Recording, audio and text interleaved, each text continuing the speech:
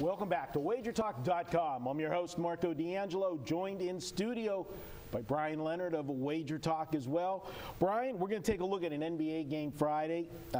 Team you're very well familiar with, your Cleveland Cavaliers. They're going to be traveling to play Indiana, and this is your free pick. But I have a feeling I'm going to be playing devil's advocate today in this one because I think you'll probably be on Cleveland. I'll let you open it up, and then I'll start to do what I'll do best. On video? Last time these two teams played, I had this game. Cleveland was at Indiana in a bad scheduling spot, and I took Indiana. And I watched that game. Cleveland had their way for the most part of that game. Then Indiana got hot in the fourth quarter, pulled away, broke Cleveland's winning streak. I think Cleveland's going to remember that. And when you take a look at situational spots, and you're right, this is not a good situational spot for Cleveland. They're playing Golden State as we speak tonight. On Thursday they're playing. So we've got a situation here where you got to look at what Cleveland's schedule has been since the All-Star break. The last time they played back-to-back games was that game on the 6th against Indiana. So even though it's not a great scheduling spot here, they are rested, where you've got the Golden State team traveling east on the East Coast here, and you've got Indiana playing very good ball right now. But since I watched that game and I saw how that game went in a bad scheduling spot, Cleveland lost a game they should have won. They're going to remember that when they go into Indiana here. Well, that's a good point, and I'll give that to you. I can't argue that. The situation, though, for me that concerns me, and I actually put out a free play on the Cleveland Golden State game tonight, is because this is such a statement game. And it's a statement game for both teams because and we're taping on Thursday. Obviously, the game's not been played yet. Golden State, the last time that was a statement game, it was a statement game for the other team when they played the Atlanta Hawks a couple weeks ago.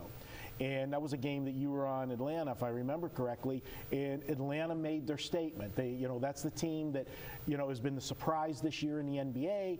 Nobody's given them total, they're looking at what they're doing, but they're still trying to pick holes in them and say this isn't going to last. And they've been doing it all year. But playing the best from the West, that was their time to shut up the critics, so to speak. And Atlanta did that.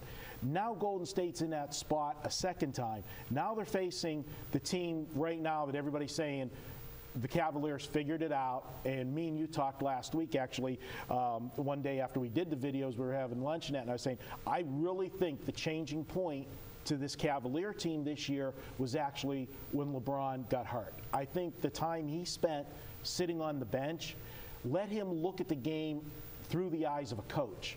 And I think he was able to look at the team, assess the pieces of the team, and see what he had, the strengths and weaknesses of his, supporting cast. And when he got back out on the floor, he's using their strengths with his strengths. And I think that's been the difference to the team. Plus the fact we talked about just continuity of the team getting to learn to play with each other.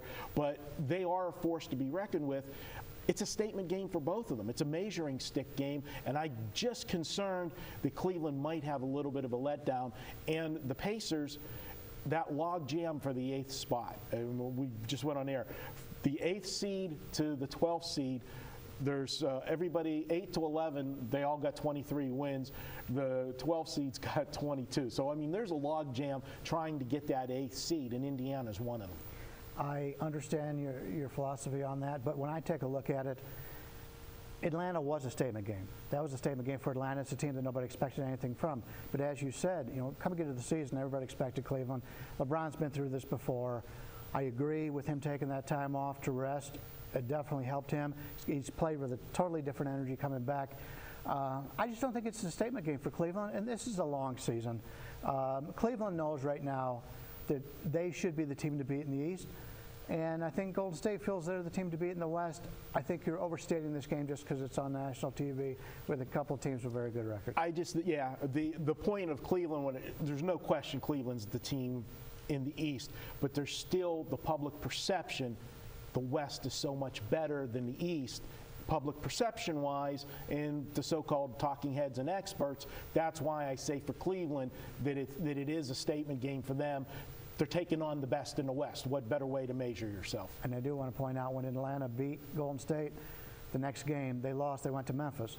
But Indiana's no Memphis. No, that's true. All right, Bryan Leonard says to take his Cleveland Cavaliers Friday night in Indiana. I'm going to be on the fence with it. I probably will not be involved in that one. Poor fence. Poor fence, I know. That joke never gets old for him. But I'll tell you what, it's Friday night. Check out the Weekend All Access. You can get your favorite capper, all of his plays through Monday for just $69. And I'll tell you what, I'll make the deal even better. You're watching our videos. This week, use coupon code BUBBLE in the number 10. And the reason I'm saying bubble, we're going to be doing a video later talking about bubble teams in the NCAA as we head into the final 2 weeks of the season. Use Bubble 10 and you'll get $10 off your package. Just enter it in the checkout coupon code section at wagertalk.com. All right, we're going to be right back. We're going to head to Saturday college basketball next. We're going to go to the Mountain West, a conference Brian and I both follow very closely. Up next, wagertalk.com.